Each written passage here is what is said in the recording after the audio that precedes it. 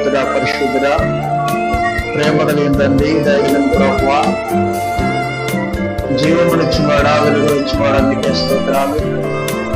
బలమునిచ్చివాడా, అందుకే స్తోత్రం. ప్రభువా, మీ ఆత్మతో నింపువాడా, మీకే స్తోత్రం. నాయన మీ అభిషేకములో దేవామములను స్థిరపరచువాడా, మీకే స్తోత్రాలు. ప్రభువా, మీ సన్నిధి, మీ రక్షణ సమాధానములో మా జీవితాలు స్థిరపరిచి ప్రేమ సంపూర్ణతలో వృద్ధి పొందించండి. దేవా, మీ వెలుగు సంపూర్ణతలో మా జీవితాలు ప్రతిష్ఠించి మీ కృపా దర్శనంలో వృద్ధి పొందించమని ప్రార్థన చేస్తున్నాము. గడిచిన కాలం అంతయు మీ సమాధానములు స్థిరపరిచారు. సంతోషదాయకమైనటువంటి ప్రభా, ఈ సమయంలో మీ పాదముల చెంత మేము చేరి మీ నామమును ఘనపరుస్తూ ఉండగా మీ ఆత్మతో, మీ శక్తి, మీ బలముతో, మీ జ్ఞానముతో, మీ సమాధానముతో నింపి ప్రేమ సహవాసములు వృద్ధి పొందించి నూతన జీవముతో నింపండి. మీ కృపా ప్రసన్నత ప్రభావములలో మా జీవితాలు ప్రతిష్ఠించి నూతన బలముతో నింపండి. అరగనంతట్లో మీరు తోడుగా ఉండి ప్రభువా, మా హృదయాలు బలపరుస్తున్నందుకు స్తోత్రాలు చెల్లిస్తున్నాం. ఈ సమయం ముందు ప్రభావ మీ దివ్యమైనటువంటి మాటలు మేము ధ్యానం చేస్తూ ఉండగా పరిశుద్ధాత్మ నడిపింపులు మీరు మాకు దయచేసి మా అందరితో మీరు మాట్లాడండి. వినగలిగే చెవులు, గ్రహించగలిగే హృదయం మాలో ప్రతి ఒక్కరికి ధరింపజేసి ప్రభువా, మీ జ్ఞాన సంపూర్ణతలో మా జీవితాలు స్థిరపరచండి.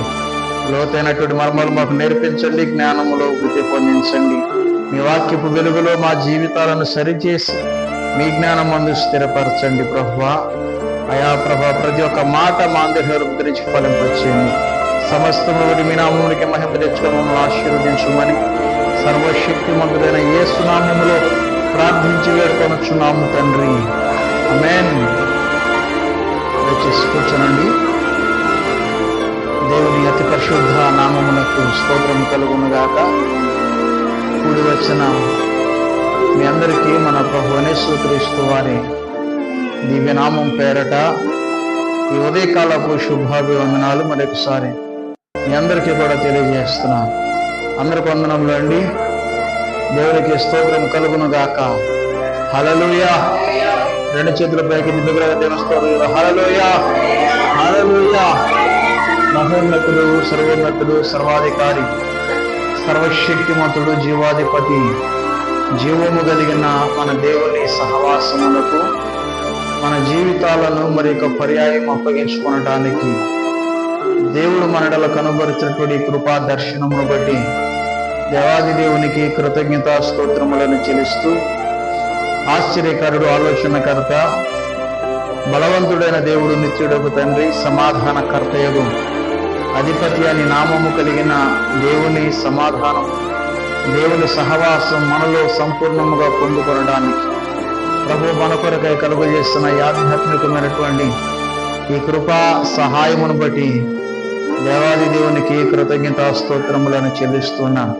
దేవునికి స్తోత్రం కలుగునుగాక. హల్లెలూయా. గడిచిన కాలం అంతా కూడా ఆయన కృపలో మనల్ని స్థిరపరిచిన దేవుడు మరి యొక్క సమయం ముందు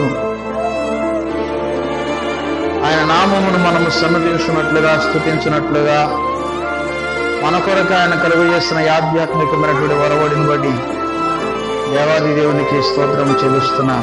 త్రోవలకు వెలుగైనటువంటిది. ఎంతమంది దేవుని మాట ప్రకారంగా జీవిస్తున్నారు ఒకసారి చెప్పండి. చేయి పైకి ఎత్తి చెప్పండి, పర్లేదు. నా జీవితం దేవుని యొక్క మాట ప్రకారముగా కొనసాగుతుంది అన్నారు. దేవునికి స్తోత్రం చెప్పండి. హల్లెలూయా. దేవుని మాట ప్రకారంగా జీవించటం మనకు చాలా ప్రాముఖ్యం. ఈ రోజున మనకి ఇవ్వబడిన ధ్యానాంశము దేవుని సంఘ సేవలో అనభిషిక్తుల పరిచర్య. దేవుని సంఘ సేవలో అనభిషిక్తుల పరిచర్య. సంఘములో అభిషిక్తులు, తర్వాత అనభిషిక్తులు ఇద్దరు కూడా ఉంటారు. అభిషిక్తులు అంటే దేవునికి యాజక ధర్మము జరిగించేటువంటి వారు, సేవకుడు. అభిషిక్తుడు సేవకుడైతే అనభిషిక్తులు సంఘములో ఉన్నటువంటి ప్రతి విశ్వాసి, సంఘములో ఉన్నటువంటి ప్రతి ఒక్కరూ అనభిషిక్తులుగా ఉన్నటువంటి వారు. దేవునికి పరిచర్య చేయటం అంటే సహజంగా మనకు గుర్తొచ్చేది ఏంటంటే సేవకుడు దేవుని పరిచర్య చేయాలి, సేవకుడు దేవుని పరిచర్య చేయాలనే ఆలోచన మనకు ఉంటుంది, సహజంగా ఈ తలపు మనకు ఉంటుంది. కానీ దేవుని యొక్క ఉద్దేశములో దేవుని యొక్క సేవ ప్రతి ఒక్క మనుషుడు కూడా చేయాలి. దేవుని యొక్క సేవ, దేవుని యొక్క పరిచర్య సంఘములో ఉన్నటువంటి ప్రతి ఒక్కరూ ఆయన పరిచర్య చేయాలి. అది దేవుడు మన పట్ల కలిగి ఉన్నటువంటి తలంపు, ఆయన ఉద్దేశం.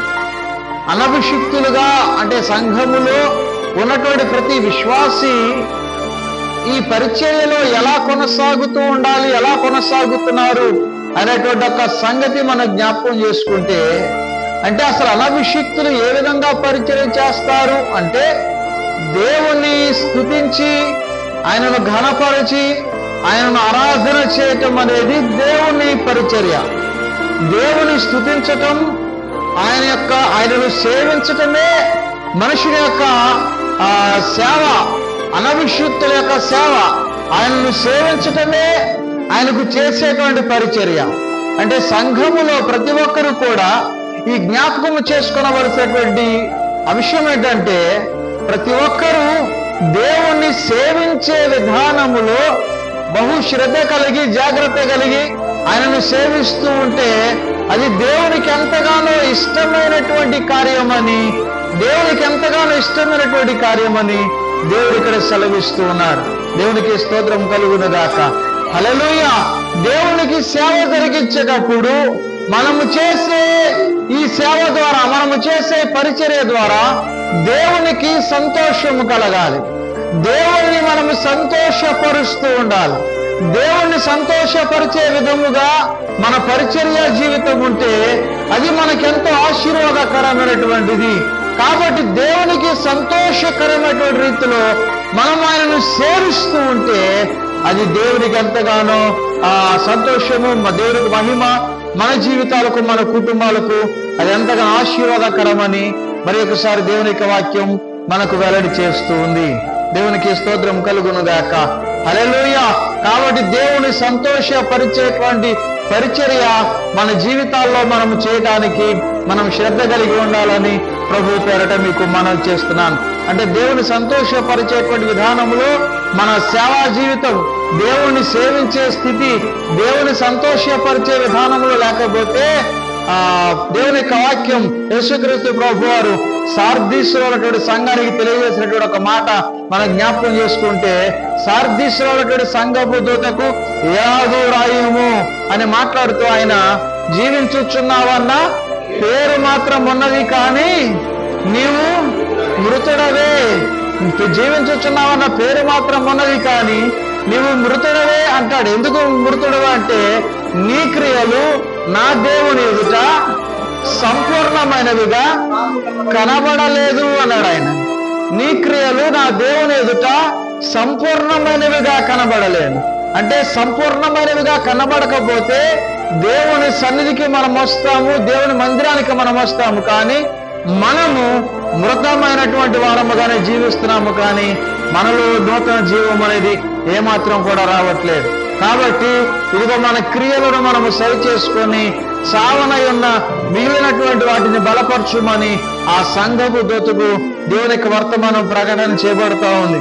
కాబట్టి మనము మిగిలినటువంటి క్రియలు అంటే దేవుని సేవించేటువంటి విషయంలో ఎంత శ్రద్ధ కలిగి, ఎంత ఆసక్తి కలిగి సేవిస్తున్నామో, మన క్రియలు దేవునికి అంగీకారమైనవిగా ఉన్నదా లేదా, మన క్రియలు దేవునికి అనుకూలమైనవిగా ఉన్నవా లేవా పరిశీలన చేసుకొని దేవునికి అంగీకారమైన రీతిలో దేవుని మనము సేవించటం అది మనకెంతో అవసరం.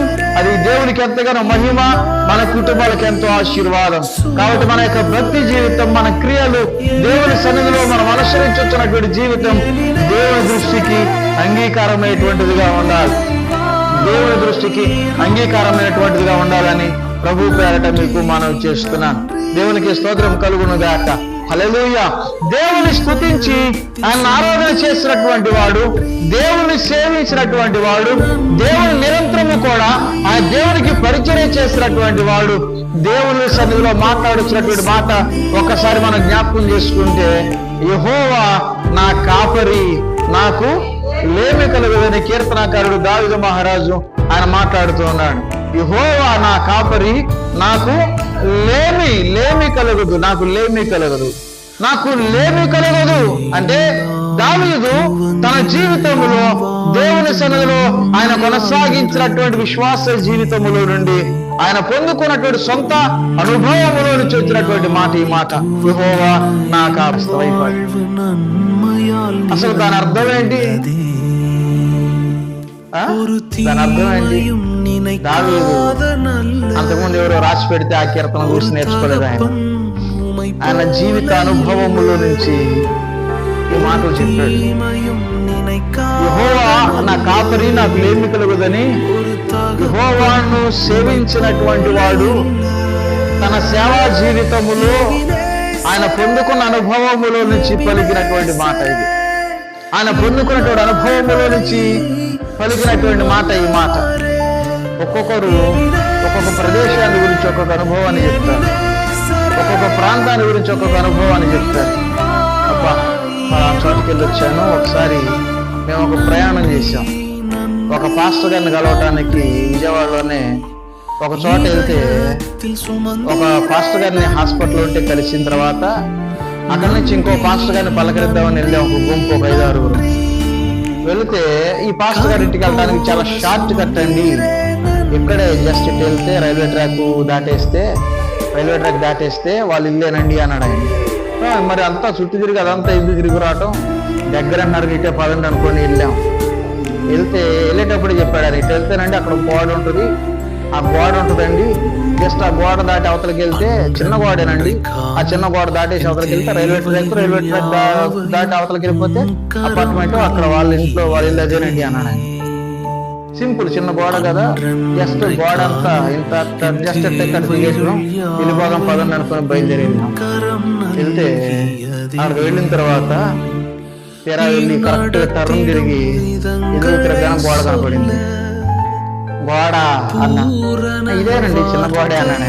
ఎట్టకేలకు వారు నా కోసం చేసిన ప్రయాస ఎక్కడో ఒక ఎత్తు అయితే అక్కడ నుంచి ఎట్టాలి, అది ప్యాసింజర్ వెహికల్ అయితే ఇటు ఎక్కి అటు దిగొచ్చు, ప్యాసింజర్ వెహికల్ కూడా కాదు, అది గూడ్స్, అది ఇటు ఎక్కి అటు దిగటానికి ఉండదు, అది కింద నుంచి దూరి దాని కింద ఉన్నప్పుడు ఫోటో తీసిన అబ్బాయి నన్ను, ఇది నాకు ఒక ఎక్స్పీరియన్స్ ఉంటుంది. అంటే నేను ఇటు దూరి అటు బయటకు వచ్చి దాకా ఫోటోలు వీడియోలు తీశారు అక్కడ ఉన్నటువంటి యవనస్తులు అందరూ. అబ్బాబ్బా అయ్యగారండి, ఇట్లాంటిది మరి ఎప్పుడు మీ జీవితంలో మేము చూడలేదు, మీరు చూడలేదు, గుర్తుగా ఉంటుందండి అని వస్తే వాళ్ళు అన్నారు, 4th ఫ్లోర్లో ఇల్లు, ఈ రోజే లిఫ్ట్ పాడైందండి అన్నారు. దాని గురించి చెప్పాలంటే ఇప్పటికీ కథలుగా చెబుతుంది. దాని గురించి ఎందుకు జ్ఞాపకం చేస్తున్నానంటే, మన ఎక్స్పీరియన్స్, మన పర్సనల్ ఎక్స్పీరియన్స్ ఒక్కొక్కటి ఒక్కొక్క రకంగా ఉంటుంది.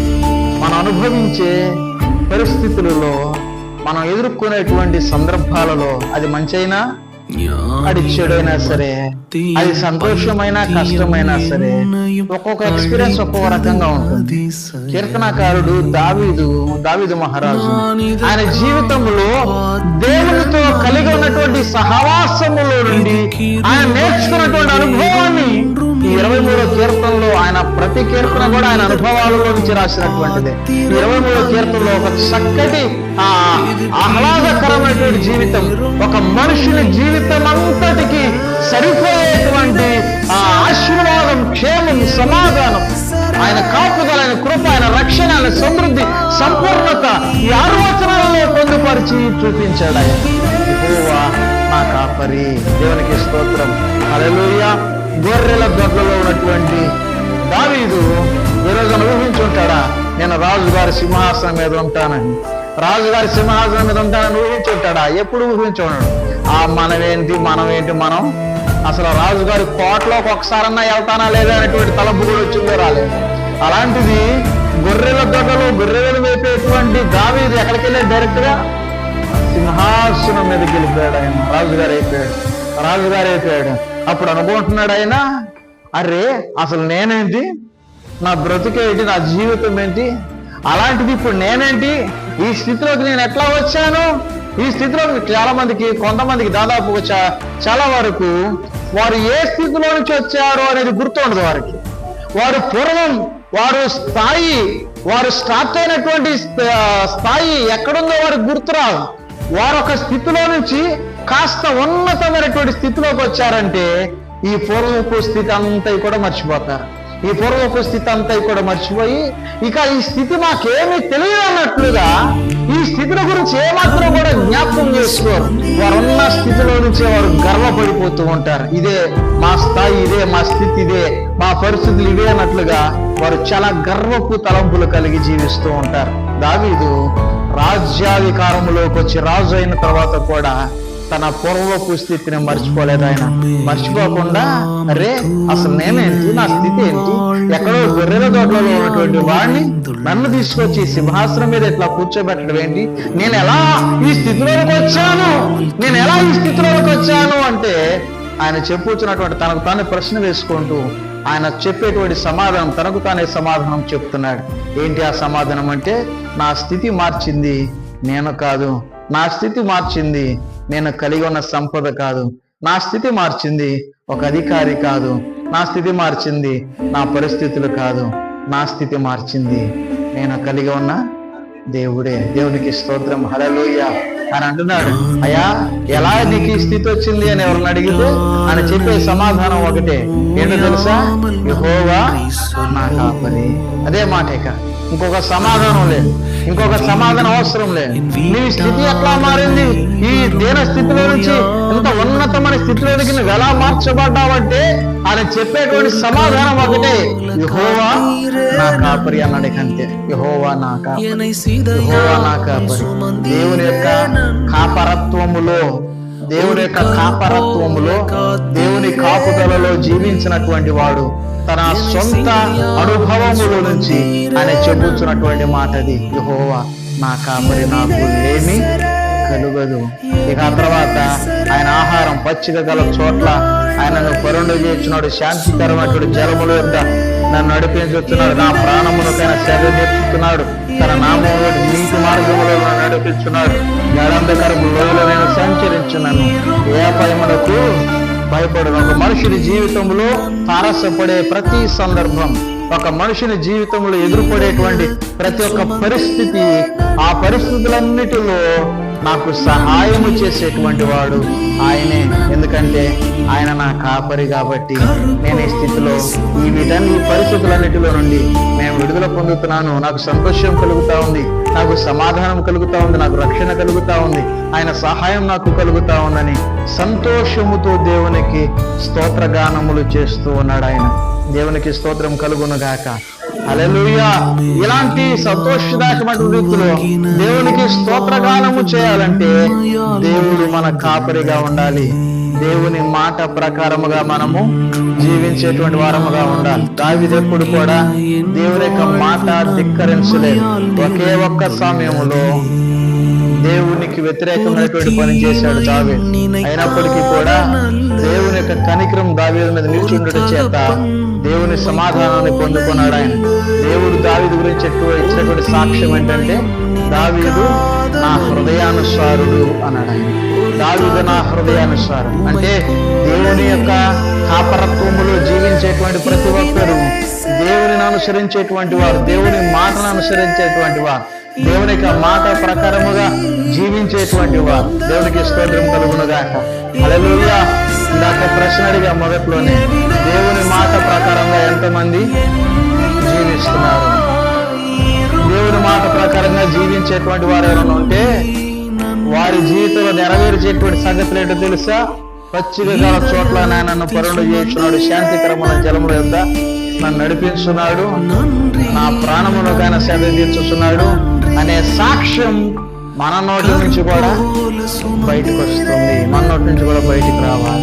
అలాంటి ఆ విశ్వాస జీవితంలో మన జీవితాలు స్థిరపరచుకోవాలని ప్రభు పేరట మనం చేస్తున్నాం. దేవుని మనం సేవించటమే ఆయనకు చేసేటువంటి పరిచర్య, దేవుని మనం స్తుతించటమే ఆయనకు చేసేటువంటి పరిచర్య, దేవుని మనం ఆరాధన చేయటమే ఆయనకు చేసేటువంటి పరిచర్య.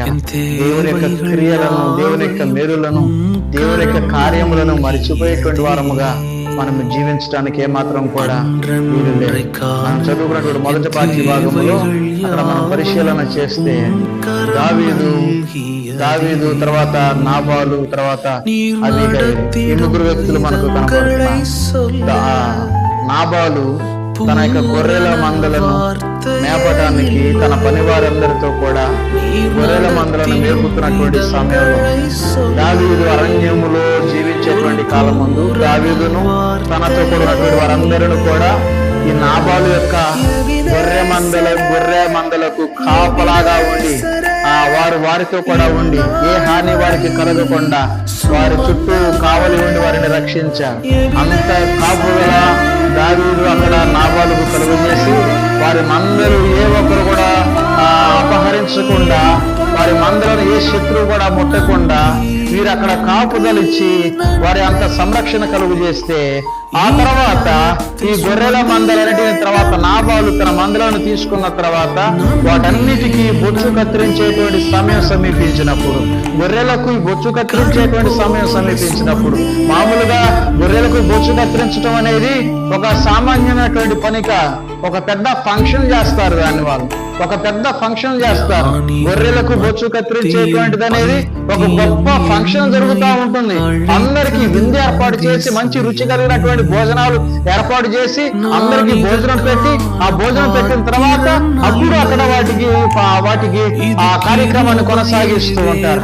ఆ ఫంక్షన్ జరిగేటువంటి సమయంలో మంచిగా భోజనాలు ఏర్పాటు చేయబడ్డాయి. అయితే దావీదు అరణ్యంలో ఉండి ఒక కబురు పంపించాడు వీళ్ళ దగ్గరికి. దావీదు దగ్గర ఉన్నటువంటి తన పనివారములు కొందరిని దావీదు సేవకులను కబురు పంపించి నాబాలు దగ్గరికి, నాబాలుతో చెప్తాడు, అయ్యా ఇదిగో మీకు మేము మేలే చేశాం, మీ మందలు పొలములలో మేతమలిచినటువంటి కాలమందు మేమందరము కూడా మీ మందలకు తోడుగా నిలిచాం, మీకు సపోర్ట్గా మేమున్నాం, కాబట్టి మీకు ఏ హాని కలగకుండా మేము జాగ్రత్తగా చూసాం, కాబట్టి ఇప్పుడు మేమందరం ఇక్కడ ఉన్నాం, కాబట్టి మాకు కూడా కాస్త భోజనం పంపించమని, మాకు కూడా కొద్దిగా పార్సిల్ చేయమని కబురు చేస్తే, ఈ నాబాలు అంతకుముందు దావీదు ఎంత మేలు చేశాడో ఆ మేలంతటిని జ్ఞాపకం చేసుకోనకుండా ఒక్కసారి మాట్లాడుతున్నాడంటే, దావీదెవడు, యెష్షయి కుమారుడు ఎవడు అన్నాడు. దావీదెవడు, యెష్షయి కుమారుడు ఎవడు, నేను నా మందలను ఇక్కడ ఆ గొర్రె బొచ్చు కత్తిరించేటువంటి సమయంలో మా వాళ్ళందరికీ నేను విందు ఏర్పాటు చేస్తే, ఈ విందు వీళ్ళ కాకుండా మీకు నేను పంపించాలా, వెళ్ళిపోండి గద్దించి వారిని పంపిస్తే వారు వెళ్ళిపోయి దావీదుకి ఈ విషయాన్ని చెప్పారు. వారు వెళ్ళిపోయి దావీదుకి ఈ విషయాన్ని చెప్పగానే దావీదు కోపం వచ్చింది. తీయండ్రా కత్తులు అన్నాడు. ఇక కత్తులు తీయండ్రా అని అందరూ తలొక కత్తి చేత పట్టుకొని, దావీదు కూడా కత్తి చేత పట్టుకొని ఇక ప్రమాణం చేశాడు. దావీదు రేపీ టైం కల్లా నాబాలు కుటుంబంలో ఏ పురుషుడైనా సరే నిలిచి ఉంటే, మిగిలి ఉంటే దేవుడు నాకు గొప్ప అపాయం కలుగు చేయనుగా కనుకొని తనకు తానుగా తీర్మానం చేసుకొని బయలుదేరాడు నాబాలును చంపేయడానికి. అయితే ఈ సంగతిలోగా నాబాలు భార్య అయినటువంటి అబీగైలుకు ఈ సంగతి చెప్తాడు. ఒక ఆయన దగ్గర, ఆమె దగ్గర ఒక సేవకుడు, అమ్మా నాబాలు మోటివాడు, అతను మంచివాడు కాదు, ఇదిగో దావీదు మనకి ఎంతగానో ఉపకారము చేస్తే ఇప్పుడు నాబాలు దావీదు చేసినటువంటి ఉపకారమును మర్చిపోయి అదిగో ప్రతికీడు చేయడానికి ఆయన గురించి చెడ్డగా మాట్లాడి పంపించాడమ్మా. ఇప్పుడు దావీదు కోపంగా బయలుదేరుస్తున్నాడు. ఇప్పుడు దావీదు కోపంతో వచ్చి మన యజమానుడైనటువంటి నాబాలును చంపేస్తాడమ్మా అని చెప్తే అబీగైలు వెంటనే భయపడిపోయి అక్కడ కొంత ఆహారాన్ని సిద్ధపరిచి వెంటనే గాడిదల మీద ఎక్కించుకొని వాటన్నిటిని తీసుకొని దావీదుకి ఎదురుగుండా వచ్చి దావీదుకి సాష్టాంగ నమస్కారం చేసి దావీదును బ్రతిమాలుతా ఉంది. అయ్యా, ఈ సంగతి నీవు నీ సేవకులను పంపించిన సంగతి నాకు తెలియదయ్యా. ఇదిగో ఈ నాబాలు మంచోడు కాదయ్యా, ఇదిగో ఆ తప్పు నా తప్పు నుంచి అయ్యా నన్ను క్షమించయ్యా, అయ్యో మీ కనికరం ఉంచయ్యా అని దావీదు బ్రతిమాలి, ఇదిగో కనికరించి క్షమించయ్యా, ఈ ఆహార పదార్థాలన్నిటిని అయ్యా తీసుకోండి అని చెప్పినప్పుడు వారు ఆహార పదార్థాలన్నింటినీ కూడా తీసుకొని అప్పుడు నాబాలును సంహరించవాలన్నటువంటి ఆలోచన దావీదు మానుకుంటాడు. ఇక్కడ మనం జ్ఞాపకం చేసుకోవాల్సినటువంటి అంశం ఏంటంటే, నాబాలు మన జీవితాలాగా కనబడితే దావీదు దేవుని వలె సాదృశ్యంగా కనబడుతున్నాడు. దేవుని చేత మేలు పొందినటువంటి మనం, దేవుని సేవించవలసినటువంటి మనం, దేవుణ్ణి సేవించకుండా, దేవుని స్తుతించకుండా, దేవుని ఆరాధన చేయకుండా, దేవుని నామమును ఘనపరచకుండా, దేవుడు చేసిన మేలులను బట్టి మనం కాస్త అభివృద్ధి చెందిన తర్వాత, మనం కాస్త ఫలించిన తర్వాత, మనం కాస్త ఉన్నతమైనటువంటి స్థితిలోకి వచ్చిన తర్వాత, ఇక మరలా దేవుని సేవించేటువంటి సమయం గాని అవకాశం గాని మనకు లేవన్నట్లుగా మనం ప్రవర్తించేస్తూ ఉంటాం. ప్రార్థన అంటే ఇక ప్రార్థన చేయడానికి టైం ఎక్కడదండి, ప్రార్థనకు రావడానికి టైం ఎక్కడదండి, దేవుని స్తుతించడానికి టైం ఎక్కడదండి, దేవుని సేవించడానికి టైం ఎక్కడదండి, దేవుని మందిరానికి రావడానికి ఇంకెక్కడ సమయం కుదురుతుందండి, దేవుని సన్నిధిలో గడపడానికి మాకు ఎక్కడ అవకాశం ఉందండి. నేను నా పని, నా బిజీ, నా ఉద్యోగం, నా డ్యూటీ, నా వ్యాపారం ఇదంతా కూడా దేవుని మందిరానికి రావడానికి ఏమాత్రం కూడా నాకు అవకాశం లేదండి అని సాకులు చెప్తూ ఉంటారు. దేవుని కోపం మన మీద రగులకు ముందే దేవుని వైపునకు చూసి మనం దేవుని సేవించడానికి మన హృదయాలు ఆయన సన్నిధిలో స్థిరపరచుకుంటే మన కుటుంబాలకు రక్షణ, సమాధానం సంపూర్ణంగా కలుగుతుంది. దేవునికి స్తోత్రం కలుగును గాక. హల్లెలూయా. సంపూర్ణంగా దేవునికి కలుగుతుంది, మన జీవితాలకు ఆశీర్వాదం కలుగుతుంది. దేవుని సేవించడం అంటే మనలను బట్టి దేవుడు సంతోషించటం, మనలను బట్టి దేవుడు ఆనందించటం, మన జీవితాలను బట్టి దేవునికి సంతోషం కలుగు చేయటం. నీ జీవితం ద్వారా నీవు చెల్లించే కృతజ్ఞతాస్తుతుల ద్వారా, దేవుని సన్నిధిలో నీ జీవించినటువంటి నీ జీవితం ద్వారా దేవునికి సంతోషం కలిగిందా, దేవునికి ఆనందం కలుగజేసే స్థితిలో మనము జీవించగలుగుతున్నామా, మనల్ని చూసిన దేవుడు సంతోషించే స్థితిలో ఉన్నాడా, లేకపోతే మనల్ని చూస్తూ ఉంటే దేవునికి దుఃఖం కలుగుతా ఉందా, మనం ఏ స్థితిలో మనం జీవిస్తున్నామనే ప్రశ్న మనం వేసుకోవాలి. ఊరికనే మనం దేవుని మందిరానికి వచ్చినంత మాత్రాన దేవుడు మనల్ని చూసి సంతోషించడు. మనం దేవుని సన్నిధికి వచ్చినంత మాత్రమున దేవుడు మనం చూసి సంతోషించడు. మనం యథార్థముగా దేవుని మనం సేవిస్తుంటేనే దేవుడు సంతోషిస్తూ ఉంటాడు. అబీగయలు చేసినటువంటి పనికి దావీదు సంతోషించినట్లుగా నీవు నీ క్రియలను సరి చేసుకొని, ఇదిగో నీ క్రియలు నా దేవుని ఎదుట సంపూర్ణమైనవిగా కనబడలేదు అని సార్దీసున్నటువంటి సంఘానికి తెలియజేయబడిన రీతిగా మన క్రియలు దేవుని ఎదుట సంపూర్ణమైనవిగా కనబడితేనే మన జీవితాలకు రక్షణ కలుగుతుంది. కాబట్టి సంపూర్ణమైనవిగా మన క్రియలను దేవుని సన్నిధిలో సరి చేసుకొని దేవునిని సంతోషపరిచేటువంటి వారముగా మన జీవితాలను స్థిరపరచుకోవాలని ప్రభు పేరట మీ అందరికీ కూడా మనం చేస్తున్నాను. అపోస్తలుడైన పౌలు తెస్సలోనిక సంఘముతో రాస్తున్నటువంటి మాటలు మనం ఒకసారి పరిశీలన చేస్తే ఆయన అక్కడ తెలియజేస్తూ ఉంటాడు. 4వ అధ్యాయం 1వ వచనం చూద్దాం. ఒకసారి చూడండి. 4వ అధ్యాయం 1వ వచనం. మేము ప్రభువైన యేసు ద్వారా మీకు ఇచ్చిన ఆజ్ఞను మీరు ఎదురుగుదురు కాగా, మీరేలాగూ నడుచుకొని దేవుని సంతోషపరచవలెనో మా వలన నేర్చుకున్న ప్రకారముగా మీరు నడుచుకొనుచున్నారు. ఈ విషయములో మీరు అంతకంతగా అభివృద్ధి అందవలనని మిమ్మును వేడుకొని ప్రభువుని యేసునందు హెచ్చరించుచున్నాం. దేవునికి స్తోత్రం కలుగునుగాక. హల్లెలూయా. మీరేలాగో నడుచుకొని దేవుని సంతోషపరచవలెనో మా వలన నేర్చుకున్న ప్రకారముగా మీరు నడుచుకొనుచున్నారు. దేవునికి స్తోత్రం. హల్లెలూయా. మీరేలాగూ నడుచుకొని దేవుని సంతోషపరచవలెనో అంటే దేవుని సంతోషపరచడానికి మనం ఏ విధంగా జీవించాలని నేర్చుకున్నామో, దేవుని సంతోషపరచడానికి మన జీవితాలు ఎలా ఉండాలని మనం నేర్చుకుంటున్నాము, దేవుని సంతోషపరచడానికి మన ప్రవర్తన, మన క్రియలు ఏ విధంగా ఉండాలో మనం నేర్చుకుంటున్నాము. ఆ ప్రకారముగా మనం నడుచుకోవాలనే సంగతి ఇక్కడ జ్ఞాపకం చేస్తున్నారు. ఆ ప్రకారంగా నడుచుకోవాలి. ఎలాగంటే దేవుని యొక్క మాటలలో మనం నేర్చుకున్న దేవుని యొక్క మాట ద్వారా మనం విన్నటువంటి ప్రతి ఒక్క సత్యమును మనము మన జీవితాల్లో జ్ఞాపకం చేసుకొని మన జీవితాల్లో ఈ యొక్క మాట ద్వారా మనము జీవిస్తున్నప్పుడు దేవుడిని సంతోషపరిచేటువంటి వారముగా మనం ఉంటాము. కానీ లేదంటే మన సొంత ప్రవర్తన, మన సొంత ఆలోచన, మన సొంత నడవడికల ద్వారా దేవుని జ్ఞానములో మనము జీవించడానికి మనం సిద్ధపడితే అది దేవుని యొక్క జ్ఞానం మనలో ఏమాత్రం కూడా రాదనే సంగతి మరొకసారి మనము పరిశీలనగా తెలుసుకోవాలి. కాబట్టి దేవుని జ్ఞానంలో మనం నిలిచి ఉండాలంటే నువ్వు ఎలాగూ నడుచుకొని దేవుడు సంతోషపరచవలెనో మా వలన నేర్చుకున్న ప్రకారముగా ఏదైతే మీరు నేర్చుకుంటున్నారో ఆ ప్రకారంగా మీరు జీవిస్తే దేవుడు సంతోషిస్తారు. ఆ తర్వాత క్రింద ఉన్నటువంటి ఒక మాటను కూడా మనం చూద్దాం. 9వ వచనం రాయబడిన మాట చూద్దాం ఒకసారి. సహోదర ప్రేమను గురించి మీకు రాయనక్కరలేదు, మీరు ఒకరినొకరు ప్రేమించుటకు దేవుని చేతనే నేర్పబడితిరి. దేవునికి స్తోత్రం కలుగునుగాక. హల్లెలూయా. సహోదర ప్రేమ గురించి మీకు రాయనక్కర్లేదు. మీరు ఒకరినొకరు ప్రేమించడం అనేది ఎవరి చేత నేర్పబడ్డారు? ఎవరు నేర్పారంట? దేవుడే నేర్పాడు. ఎలా నేర్పాడు ఆయన? ఎలా నేర్పాడు? మనిషి కుమారుడుగా లోకములకు వచ్చి ఆయన చూపించినటువంటి ప్రేమ. దేవుడు లోకమును ఎంతో ప్రేమించను. దేవుడు లోకమును ఎంతో ప్రేమించను. ఎలా ప్రేమించాడు? ఎంతంటే ఎంతగా ప్రేమించాడు? ఎంతో ప్రేమించినట్టే ఏంటి? ఎలా ప్రేమించాడంటే ఆయన మనము శత్రువులమై ఉండగా, మనం ఆయనకు విరోధముగా ఉండగానే, మనం పాపులమై ఉండగానే, దేవుని పిల్లలంగా అంగీకరించబడక మునిపే మనల్ని ప్రేమించి మన కొరకు తనను తాను రిక్తునిగా చేసుకొని మన కొరకు తనను తాను మరణమునకు అప్పగించుకున్నటువంటి గొప్ప ప్రేమ కలిగినటువంటి దేవుడు ఆయన. కాబట్టి దేవుని వలన మనం నేర్చుకున్నటువంటి ప్రేమ, దేవుని వల్ల మనం నేర్చుకున్నటువంటి సంగతి, మీ సహోదరులు మీ పొరుగు వారిని ప్రేమించటం గురించి దేవుని వల్ల మీరు నేర్చుకున్నటువంటి సంగతి మీరు బాగా ఎరుగుదురు. మీకు బాగా తెలుసు అని చెప్పి మాట్లాడుతున్నాడు ఇక్కడ. మీకు బాగా తెలుసు. ఎలా తెలుసు? ఏం తెలుసు అంటే దేవుడు మనల్ని ఎలా ప్రేమించాడు, మనము మన పొరుగు వారిని అలాగే ప్రేమించాలి. ఒక ధర్మశాస్త్రోపదేశకుడు వచ్చి ఆ యేసు ప్రభువు దగ్గరకు వచ్చి, అయ్యా నిత్య జీవమునకు నేను వారసున్న వాళ్ళంటే నేనేం చేయాలని అడుగుతా ఉంటే యేసు ప్రభువు తిరిగి ఆయన ప్రశ్నిస్తున్నారు.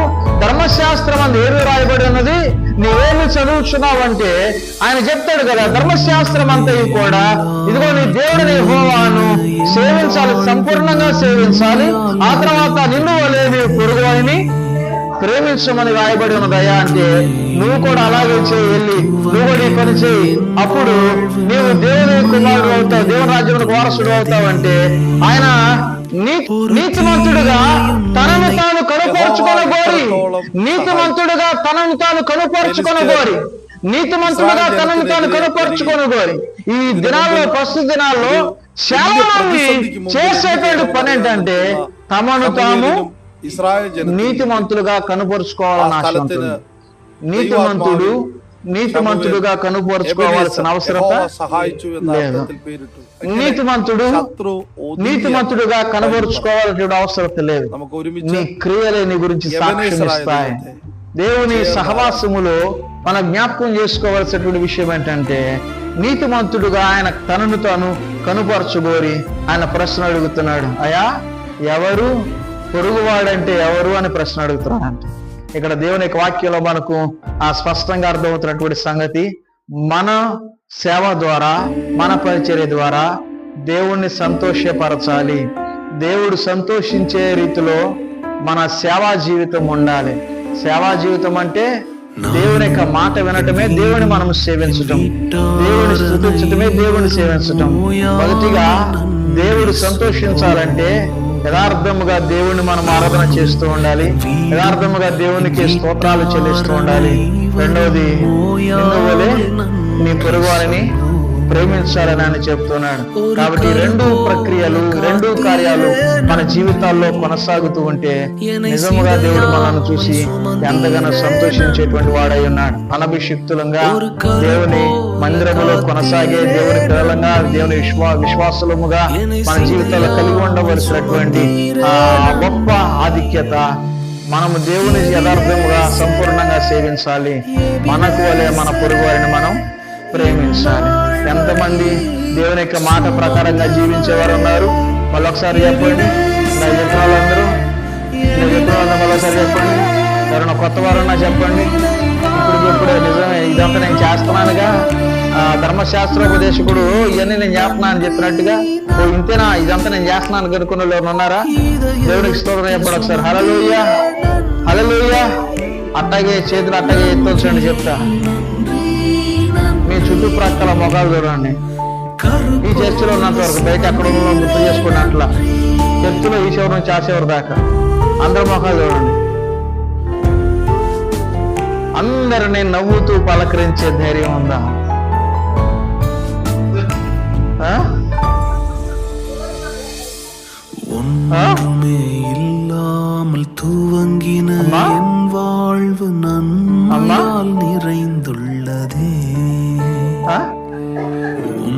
అందరినీ నవ్వుతూ పడవచ్చే ధైర్యం ఉందా?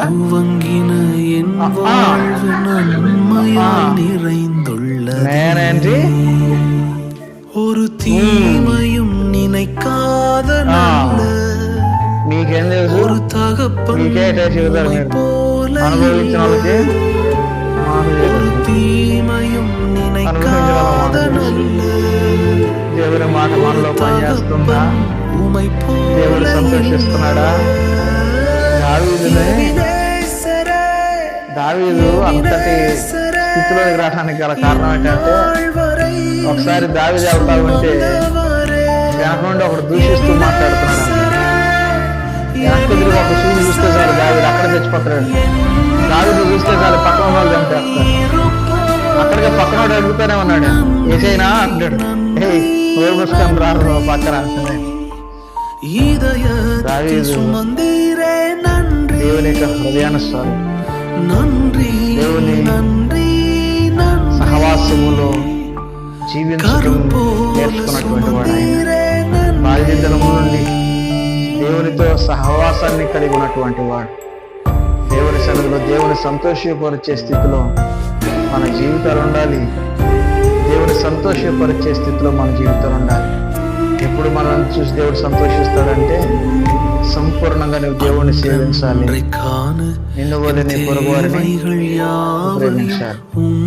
ఇది చేయకపోతే దేవుడు ఎప్పటికీ మనం చూసి సంతోషించు. దేవుడు ఎప్పటికీ మనం చూసి సంతోషించకపోతే దేవుడి సమాధానం ఎప్పటికీ మనకు వస్తుందా? వస్తుందా? ప్రభు బలిలో పాలుపంపులు పొందేవారు అందరం మోకరించి ప్రార్థన ఉన్నాం. వీళ్ళు మాత్రం నిశ్శబ్దంగా సెలవు తీసుకోవచ్చు అన్నప్పుడు అన్నప్పుడు ప్రార్థన చేస్తూ ఉండగా సమాధానం అందుకున్నాము అనగానే ఏమనుకుంటాం మనం? నిజం చెప్పండి, ఏమనుకుంటున్నాం? చేతులు అందుకుంటున్నాం, సమాధానం అందుకుంటున్నాం. చేతులు వేస్తున్నారుగా, చేయలేదట్టుగా సమాధానం అందుకుందాం అనగానే చేతులు పట్టుకుంటున్నాం, చేతులు పట్టుకుంటున్నాం. కానీ మనసు మాత్రం పొరపాటున ఏమొచ్చింది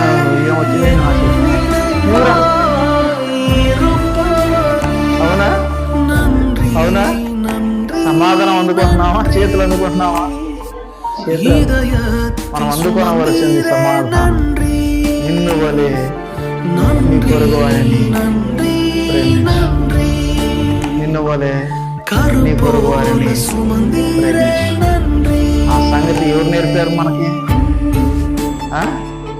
ఎవరు నేర్పారంట? 9వ వచనం చూడండి. మళ్ళీ ఒకసారి 4వ అధ్యాయం తెస్సలోనికీయులకు రాసిన మొదటి పత్రిక 4వ అధ్యాయం 9వ వచనం చూడండి. సహోదర ప్రేమను గురించి మీకు రాయనక్కరలేదు, మీరు ఒకరినొకడు ప్రేమించుటకు ఎవరి చేత? అయ్యగారి చేతనే, దర్శనయ్య గారి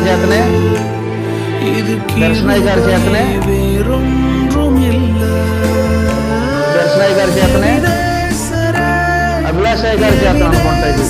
ఏముంది మీ బైబిల్ ఎవరి చేతనా? అభిలాషయ్య గారి చేతనే కబురు పెట్టుకుంటాను. నాగన్న సరి కనపడుతుంది. ఇప్పుడు కనపడుతుంది. ఒకరినొకరు ప్రేమించుటకు ఎవరి చేత అంట? మీ బైబిల్ కూడా అంతే ఉందా? ఎవరి చేత నేర్పబడ్డారు?